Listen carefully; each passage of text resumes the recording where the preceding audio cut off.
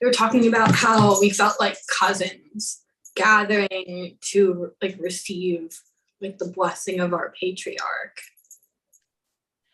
Well, for me, Emmett was simply a part of my chronic illness community. That's how it all started. And he was experiencing some injustices with the medical system in Philadelphia, which many of us were experiencing at the time, especially with this diagnosis subset. And it was just a matter of trying. I don't know how much I actually helped in the end on the pre-hospice phase of his life, but it was just a matter of like scrambling, trying to find people that might know somebody, or like a pharmacy that's open, just anything like that. It's anything I would do for anyone, really. And then when it came to the call for help in hospice, the experience was more than that. The experience was that of a family member. And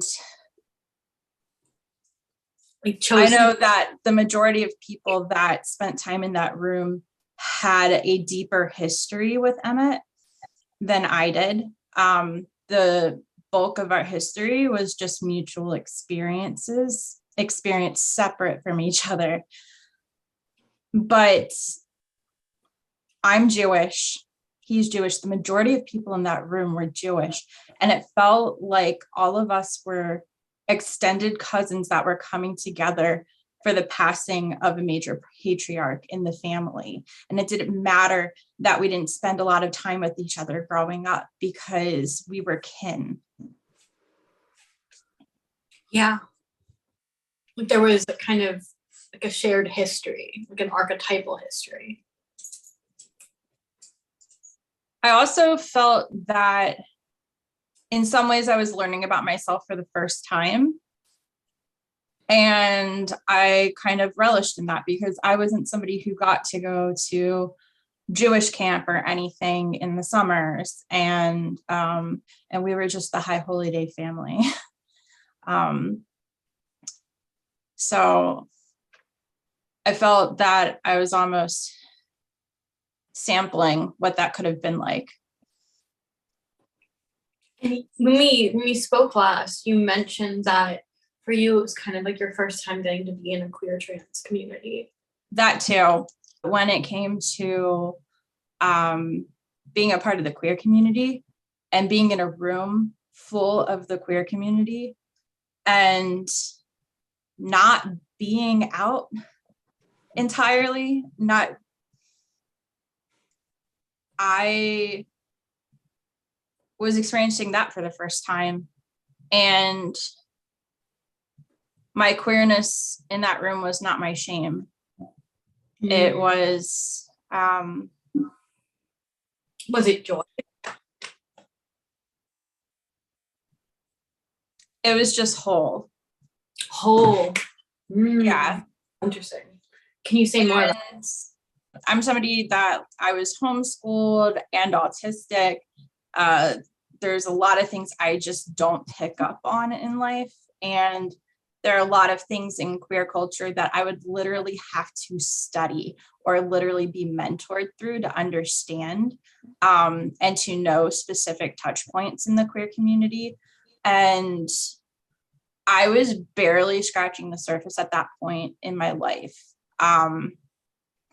And despite that lack of education and exposure, there was full and unhindered acceptance. I respect Emmett's choice to experience the full experience of dying.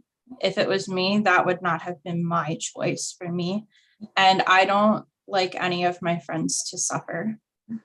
There are very few people in the world that I would say suffering was warranted for that individual. I don't want that for people. And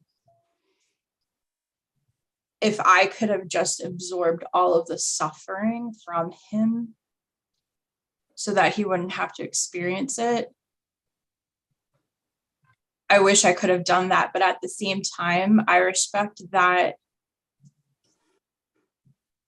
that would have been disrespectful if I did have that superpower and I was able to take that all away from him, because everything he went through, though terrible, was incredibly unique, and it was his legacy being written.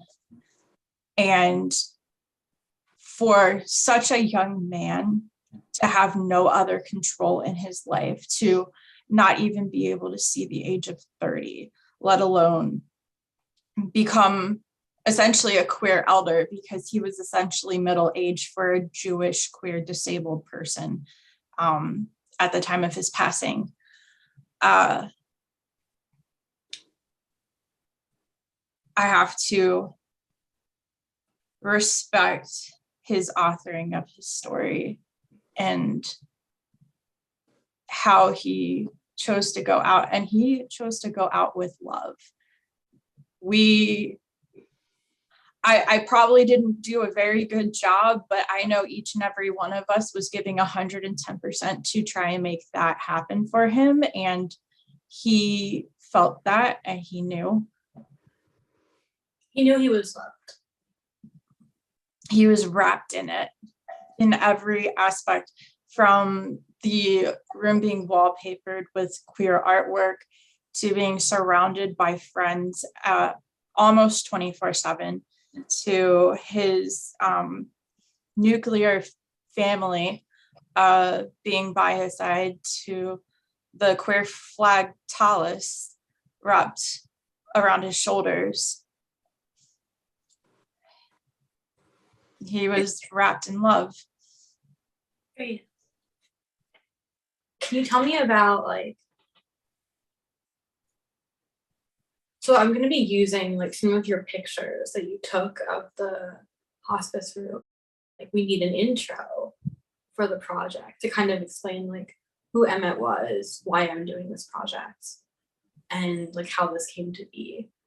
And so I think I'm going to use like some of those pictures at the beginning, and then also maybe like intersperse them. And one of the things I like about your pictures is that it's kind of like a collaborative project between me and you, because like I decorated and then you took the pictures. And I want this recorded. I'm just gonna go back to when you decorated the whole room in teal with the wedding decorations, and Sarah was just staring at everything and fingering it and saying, I really like Noah's coping skills. I'm always going to keep saying it, like, of course you don't want anyone to die any sooner than they had to, but I'm really glad it wasn't 2020. Yeah. I'm really glad it wasn't 2020 when Emmett left, because the picture that was painted with our bodies, our footsteps coming in and out of that room, that work of art would not have existed during the pandemic. He interwove support, not just for himself, but for inter-support between his support persons. And our ability to, I don't know if we so much leaned on each other, but the way that grief was experienced as a mutuality, it was kind. And I've experienced family members passing, and I wouldn't say that my grief was unkind during those traditional ways of people departing and leaving us behind, but this was so much kinder. And I was able to hold conversations with people while tears were streaming down my face. And that just doesn't really happen in real life, because we all knew the pretense there. The pretense was that Emmett was no longer with us, and that, not to infantilize him, but a child, a college kid passed away. And we were able to grieve and also interact simultaneously. And I've never seen that before. Not in my life. I really think he wanted us to have each other. He gave us time. He gave us, in choosing hospice, he gave us a gift of time to be together, to build the network and friendships that we would need to care for him together, and what we would need after. Because, like, loving someone like that, it connects you forever. And what's coming up in all of these interviews is that the love that we felt there was real. I know it feels like, and this is coming up in a lot of the interviews, is that because those times belong to the before times, it feels almost dreamlike now. That only speaks to that it was like a utopia in a way. If Emmett had passed away this year instead, with, lockdown restrictions all lifted, I'm afraid we would have forgotten how to be that type of human in person with each other. I feel like the past 3 years, there's been such a separation of people physically that I don't think we have come together as cohesively. We'd need a couple years to relearn how to human. I remember this one day where it was like kind of like maybe the beginning or mid-March of 2019. It was like still like a little bit cold outside, but starting to get like a little bit warm. And we were all like standing in a circle outside the hospice center, and we were just like kind of talking. And there was kind of this feeling of like none of us knew how long it was going to be. And we didn't know what was going to happen next. But that we were like committed to being there together, whatever happened. Like just being present and being open to whatever happened. That we could get through it together. The only way out is through sometimes.